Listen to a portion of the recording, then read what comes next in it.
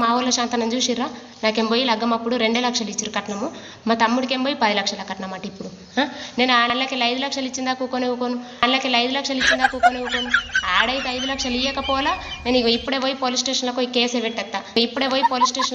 పెట్టేస్తా. ఫోన్ చేస్తా, వాడు ఇస్తాడా ఇయ్యాడా అడుగుతా. హలో, యాడున్నావురా? మరి ఏమనుకుంటున్నావు, ఇస్తావా 5 లక్షలు ఇయ్యవా?